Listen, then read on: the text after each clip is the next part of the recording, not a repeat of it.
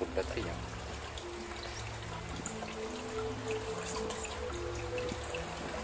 Alors la spiruline, ça sert à quoi?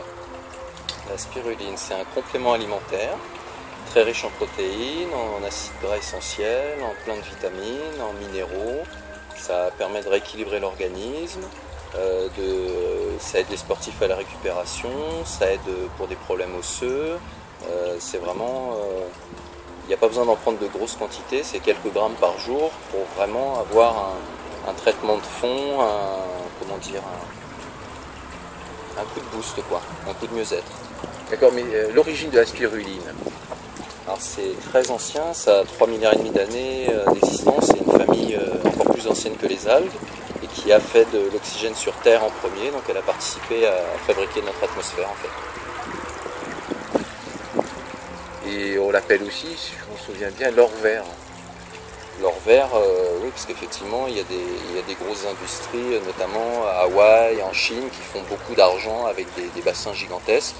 Mais ici, là, on est dans mon jardin et on parle de petite production familiale pour une autonomie familiale alimentaire, au moins en complément, quoi.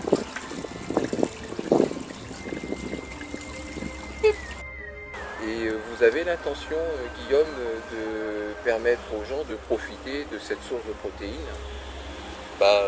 Oui, puisque je compte moi m'installer en tant que producteur officiel. Ça fait quelques années que je le fais pour ma famille et mes amis, et du coup là de passer à l'échelle supérieure, voilà.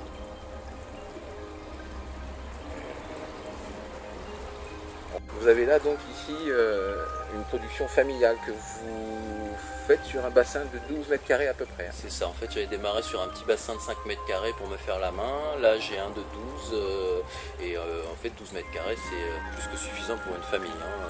Je pourrais encore faire 3-4 enfants sans problème. On ne développera pas vos secrets de fabrication, mais vous pensez que ce complément alimentaire pourrait effectivement aider permettre l'autonomie alimentaire à la Réunion? Elle pourrait permettre une meilleure santé dans le sens où en prenant peu, ça aide les gens diabétiques, ça aide vraiment beaucoup de gens, les gens anémiés, parce qu'il y a beaucoup de fer dedans. Donc en améliorant la santé au niveau qualitatif, je pense que c'est important. Oui. Pensez-vous qu'en cas de pénurie alimentaire, la spiruline peut apporter des éléments nutritifs en complément ou en une aide alimentaire quelconque? Ah oui, elle est tellement nutritive qu'effectivement, en problème de famine ou pseudo-famine, de choses comme ça, elle permettrait de tenir, de ne pas trop maigrir, d'avoir un fonctionnement qui continue à bien aller, hein. C'est presque on pourrait mettre ça en ration de survie, on va dire, hein. D'accord, la spiruline, et donc on peut appeler ça une bactérie, non? Une cyanobactérie, c'est une famille plus ancienne que les algues, mais le mot bactérie fait un peu peur, quoi. Donc c'est C'est vivant. Oui. C'est vivant. Et vous m'aviez dit que vous pouvez éventuellement prendre l'eau du bassin et en mettre une petite quantité sur les plantes. Ça leur permet, elles aussi, qui font partie du monde vivant, de profiter et d'avoir une meilleure récolte, une meilleure tenue de la plante. En fait, vu qu'elle est extrêmement ancienne, elle est à la base de beaucoup d'écosystèmes et de toutes les chaînes d'animaux qui vont manger les uns les autres. Donc elle peut être assimilée par tout le monde, c'est-à-dire par les animaux, les plantes, les humains. Elle est juste tellement riche qu'il faut beaucoup boire avec et qu'il ne faut pas trop en prendre. Mais justement, bien diluée, c'est vraiment intéressant, même surtout pour l'agriculture et pour l'élevage. Donc ça peut être un intrant biologique. Un intrant biologique qui transforme les sols, qui améliore le pH du sol, et un complément alimentaire pour les animaux, pour les jeunes animaux, pour le développement. Tu sentiras. Quel serait l'avantage de la spiruline sur les éléments carnés, c'est-à-dire les viandes? En fait, ça prétend pas remplacer la viande, mais il y a quand même dedans 60% de protéines et des protéines de haute qualité. Il y a tous les acides aminés existants, donc c'est vraiment très riche. Et c'est surtout l'impact écologique, c'est-à-dire que pour produire 1 kg de viande de bœuf, il faut 102 mètres cubes d'eau. Et pour produire 1 kg de protéines de spiruline, il faut 2,5 mètres cubes d'eau. Donc vous voyez tout de suite, et ça a besoin de beaucoup moins de place. Moi dans 12 mètres carrés, je produis autant que si j'avais un poulailler presque, hein. J'exagère, mais à peine quoi. D'accord. Et donc sur 12 mètres carrés, ça peut remplacer, bon ça ne remplace pas forcément, mais ça peut être un complément alimentaire équivalent à combien d'après vous de poules? Dire comme ça c'est pas évident, mais c'est surtout que notamment pour les gens qui sont végétariens ou pour les, ça permet de rééquilibrer son alimentation et de ne pas avoir de carence. Alors là, Guillaume, on a récupéré ce qu'il y avait dans le bol vert, voilà, et vous l'utilisez. Je la presse en fait, je la presse pour sortir au maximum l'humidité. Et après vous mettez la galette qu'on va obtenir là. C'est ça que je transforme et que je fais en bonbons, en préparation diverses et variées.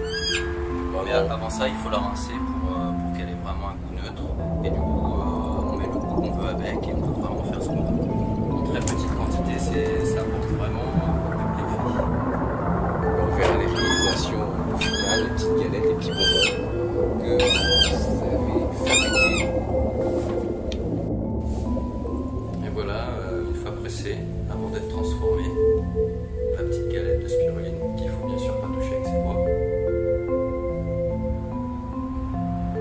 Super, on a envie de croquer dedans. Tu vas le voir, si tu es sage. Ça y est. Guillaume, alors là vous nous présentez ce qu'on a vu à l'extérieur, ça c'est la ricotte. Ça c'est brut, c'est pas pressé, c'est pas rincé, et c'est pour montrer un peu la consistance que ça a. Ça fait comme une espèce de petite gelée très riche en protéines. Et du coup, moi je la transforme en petits bonbons bijoux, petits bonbons. Il faut savoir que quand on démarre avec un bonbon par jour, on passe à un bonbon tranquille, il y a vraiment pas besoin de plus. C'est vraiment une très jolie collection. Et ça c'est une petite préparation avec de la spiruline qui était vivante dedans quand je l'ai mise, avec de l'huile d'olive et compagnie, comme un pesto en fait.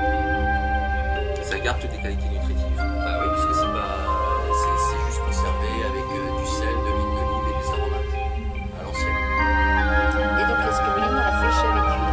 Non, parce que sinon, effectivement, on dénature beaucoup de choses qu'elle a dedans, on abîme beaucoup de vitamines. Il faut qu'elle soit. Ça peut être utilisé, mettre sur quelque chose qui a été chauffé, mais il ne faut pas la chauffer elle-même, il ne faut pas la cuire.